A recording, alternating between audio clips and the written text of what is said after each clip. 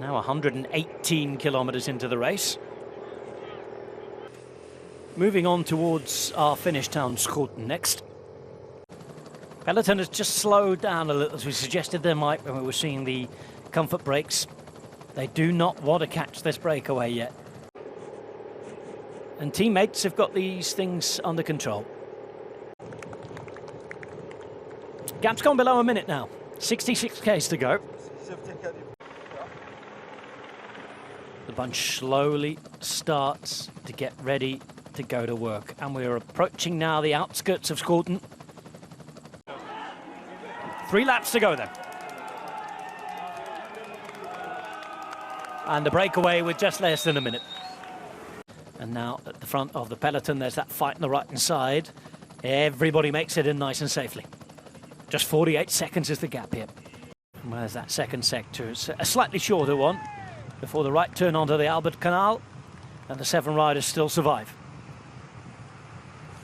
And just 40 seconds or so further up the road. And about to come across the finish line for the second time. 7 men of the breakaway. Not far behind, you have the peloton. Big stars moving up towards the front. Bunched up, occupying every little bit of this road from left to right, front to back. And you can just see people are that bit more desperate to move up and move around. Now, a few more risks being taken around these corners. No problem for this bunch. Here they go. Off the smooth tarmac road and on to the bumpy bone shakers. The Broekstraat for the 3rd time of 4. And they're about to be caught by the peloton. Their adventure for the day is over.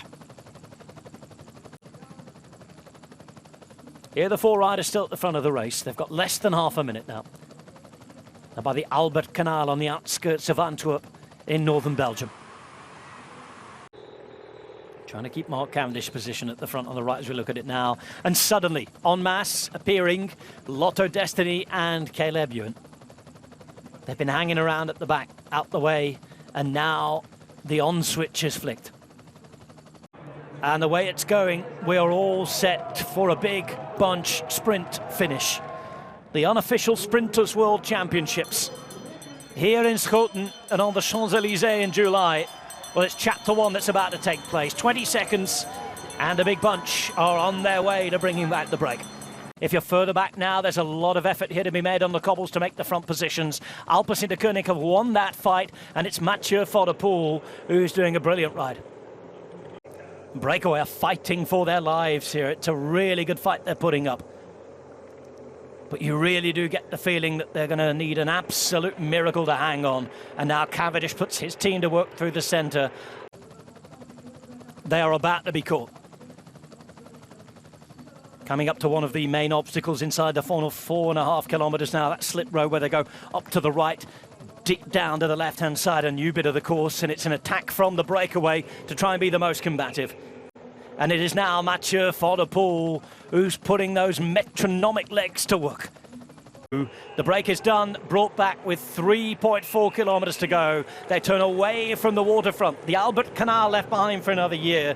And it's into the tight lefts and rights, the twisty, turny streets that takes us to the final kilometre in Schoten itself.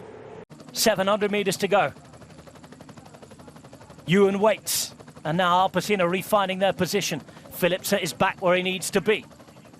Cavendish following Edward Turns right now. Jacobsen looks like he's not going to have a lead out. He's picking the wheel of Mark Cavendish for now, and it looks as though it's going to be Lotto Destiny who really go for it now. And you can just see it, that final lead out. Ewan waits behind, Turns is there. Cavendish ready to come off his wheel through the centre. You can see that it is now Caleb Ewan who's about to be launched to pass there, but he might be in his way. 150 metres to go. And look at Cavendish through the centre. Cavendish hits it through the centre. Mark Cavendish is down the right. They try to come around him. It's Philipsen again, and Jasper Philipsen has a second Scheldeprijs.